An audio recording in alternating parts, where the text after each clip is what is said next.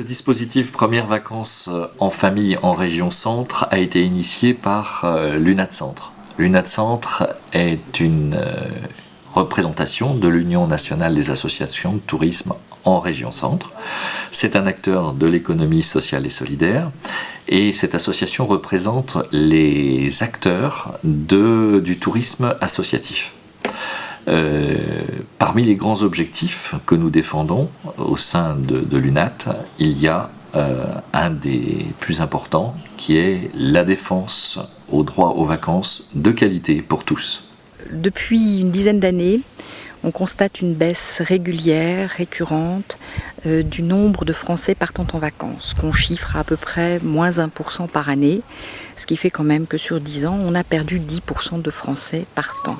Ce ne sont bien sûr pas les familles les plus favorisées, que ce soit financièrement ou pour d'autres raisons. La baisse des départs en vacances des Français les plus modestes est constante. Nous, l'objectif, c'est de faire partir 20 familles qui ne sont jamais parties en vacances. Ça représente à peu près 80 personnes. Donc familles au sens large. Il peut y avoir des familles monoparentales, des familles nombreuses qui habitent en tout cas soit le Cher, soit l'Indre-et-Loire. On est bien sur un départ de 20 familles pour des séjours intra-régionaux, c'est-à-dire des familles qui habitent le Cher et l'Indre-et-Loire qui vont partir en région centre sur 3 destinations, la Touraine, la Sologne et la Brenne. Le but, c'était de faire découvrir aussi le patrimoine régional, soit naturel, soit culturel. Ce sont des séjours d'une semaine tout compris, à savoir la pension complète, donc l'hébergement, les 3 repas, mais également toute la partie des loisirs, des sorties, des activités. Et puis on a aussi voulu s'occuper de toute la partie transport.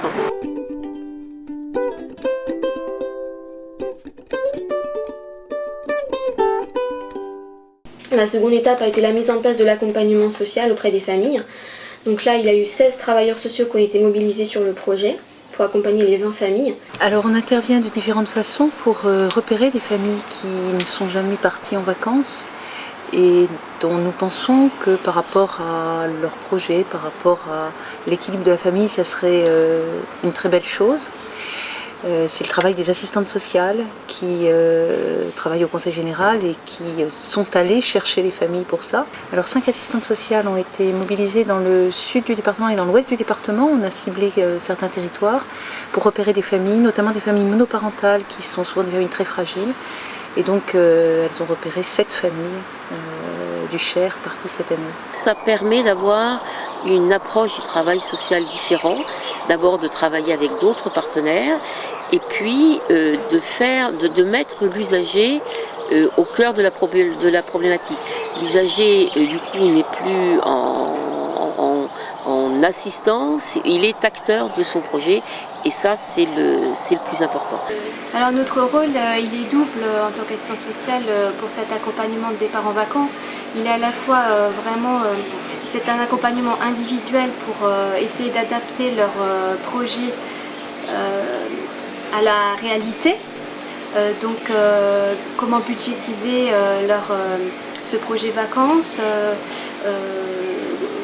quel lieu elles veulent choisir, leur date de départ, donc c'est vraiment une adaptation à leurs souhaits. Cet accompagnement a été collectif parce qu'on a rassemblé plusieurs familles avec l'aide de l'épicerie sociale qui a l'habitude de faire partir des familles en vacances et on les a rassemblées sur plusieurs soirées ou plusieurs journées pour qu'il y ait un échange entre elles sur leurs appréhensions justement. Ce qu'on souhaitait, c'était que les familles soient vraiment impliquées dans la préparation de leur séjour. C'est pour cela qu'on a réalisé un catalogue des séjours qui permettait de présenter les 3 destinations possibles. Donc la Solé, à Chédigny, l'étiquetable Jean Monard ou Morantin et le village vacances nature à Mézières-en-Brenne. Donc là, les familles ont reçu chacune leur catalogue des séjours et ont pu choisir leur destination dans ce catalogue. Et c'est ensuite qu'a commencé vraiment la réservation. Donc c'est les familles qui contactaient directement les centres d'hébergement. Les choses, elles étaient précisées, elles étaient assez claires. Voilà. L'idée qu'il y avait déjà des lieux qui étaient identifiés, proposés. À l'étiquetable, il nous avait envoyé une liste. C'est bien. Ça nous a aidés. Très bien. Et puis voilà, bon. Lui, il a préparé son sac tout seul et puis moi j'ai fait le reste. Et le sien, il était prêt.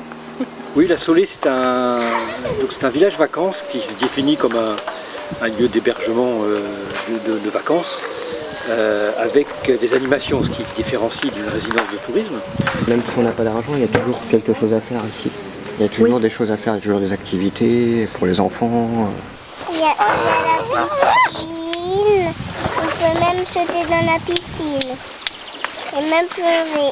Et on essaye de garder une originalité, l'accueil touristique qui allie en même temps la convivialité et puis l'ouverture culturelle. On est parti visiter Château de Loches, on est parti au zoo de Beauval, puis on est parti ce matin au marché de Loches aussi. Déjà ma fille elle a commencé à préparer une semaine avant, une semaine avant de partir, pour tout prévoir. Et elle était assez impatiente, très impatiente, bien, détendue, surtout, et puis pas penser aux soucis qui sont derrière. Bon après ça va revenir, mais bon, déjà là on respire. Déjà qu'on se retrouve déjà tous les deux, quoi. Qu'on puisse faire des activités tous les deux, quoi. Surtout ça. C'est des familles vraiment submergées par leur quotidien, par les contraintes quotidiennes, qui ne sont que dans leur recherche de travail, leur recherche de formation ou leur difficulté à subvenir à leurs besoins, et du coup qui peuvent avoir des relations familiales vraiment centrées autour des contraintes quotidiennes. Donc c'est en cela qu'un départ en vacances pouvait améliorer leur relation au sein de la famille. Pour des familles en difficulté, ça peut être difficile de partir en vacances, même dans des conditions qui sont celles que vous avez montées. Et donc cet accompagnement, c'est pour dire c'est possible, quoi. C'est possible et vous allez pouvoir faire ce projet tout à fait particulier. Je ne suis pas toujours avec tous mes soucis, tous mes problèmes, comment je vais payer l'alimentation, comment je vais payer mon loyer.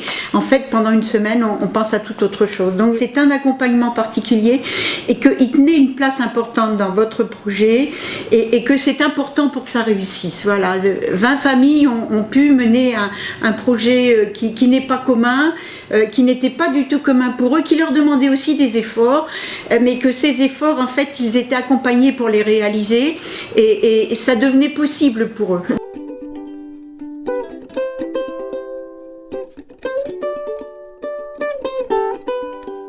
Il était bien beau d'avoir de grandes idées, mais si nous n'avions pas les financements pour essayer d'organiser ce dispositif, cela devenait quand même très compliqué. Donc on a décidé en 2012 d'avoir un dispositif innovation sociale. On avait défini deux choses. D'abord que ça pouvait être un projet sur 1 an, 2 ans ou 3 ans. Et que deuxièmement, on aurait une participation en gros entre 30 000 et 90 000 euros. Donc l'UNAT a eu 90 000 euros parce que le projet donc rentrait dans les clous. Il fallait donc qu'il y ait aussi d'autres partenaires. L'UNAT travaille au plan national avec le ministre en charge du tourisme. Les unions régionales se sont mobilisées autour de nos projets et nous avons organisé un partenariat avec un financeur qui est la NCV. Et elle accepte de mettre une partie de ses disponibilités financières au bénéfice d'un fonds d'expérimentation qui a été mobilisé pour contribuer à hauteur de 20% quand même à ce projet conduit par l'UNAT Centre. Alors, ce sont des crédits qui sont mobilisés sur critères. L'un des critères, c'est la transposition possible à d'autres territoires, à d'autres lieux, à d'autres expériences. Alors ce soutien s'inscrit dans un cadre très particulier avec l'idée de soutenir des actions plutôt innovantes en matière de départ en vacances et notamment des dispositifs innovants. Et donc tout naturellement, le projet présenté par l'UNAT Centre a été soutenu par l'agence. Coordonner les acteurs, c'est certainement en effet la chose la plus complexe parce qu'il faut arriver à rester en lien avec ces acteurs tout au long de l'organisation du dispositif et ça nécessite quand même l'organisation minimum. Il est bon à un moment de marquer le temps et de définir des temps de comité de pilotage. Et ces comités de pilotage sont bien là pour rebalayer l'ensemble de la problématique et que chacun puisse être le témoin des difficultés des autres et qu'on puisse partager les problèmes mais qu'on trouve aussi des solutions. Et donc c'est là qu'on a commencé à mettre en place les systèmes de fonctionnement, qui finançait quel poste et à qui s'adressaient les financements. Donc pour faciliter le lien entre les assistantes sociales, les hébergeurs, l'UNAT Centre et les familles, on a mis en place des outils, donc notamment les fiches navettes, les fiches de renseignement.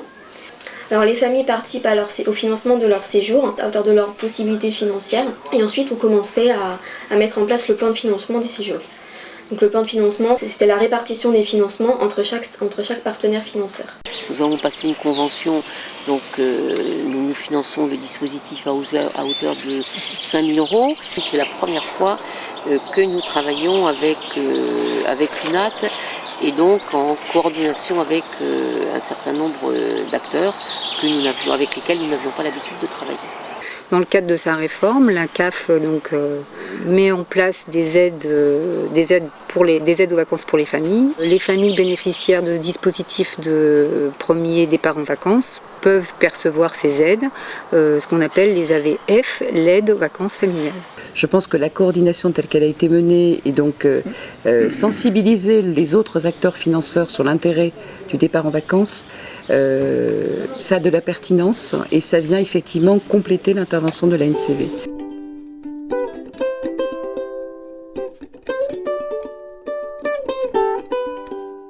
Pour une bonne opération première vacances en famille, il vous faut premièrement 20 familles qui n'arrivent pas à concrétiser leur projet vacances. Deuxièmement, il faut une équipe projet pour construire, piloter, organiser, mettre en œuvre, communiquer. Troisièmement, il faut bien sûr des financeurs, multiples de préférence. Quatrièmement, des travailleurs sociaux qui vont faire toute la partie repérage des familles, puisque nous, on n'est pas des professionnels du social. Donc repérer les familles, les accompagner bien en amont de leur projet. Cinquièmement, il faut bien sûr des centres de vacances pour accueillir ces familles. Sixièmement, une cuillère à soupe de persévérance. Et dernièrement, une bonne dose de conviction sur le fait que les vacances sont vraiment source de cohésion sociale, de resserrement des liens familiaux. Ce qui nous a intéressé particulièrement dans le dispositif mis en place dans la région Centre, c'est le fait de faire s'asseoir autour d'une table tous les partenaires, qu'ils soient financiers, sociaux, qu'ils soient les accompagnateurs ou qu'ils soient les responsables des villages vacances.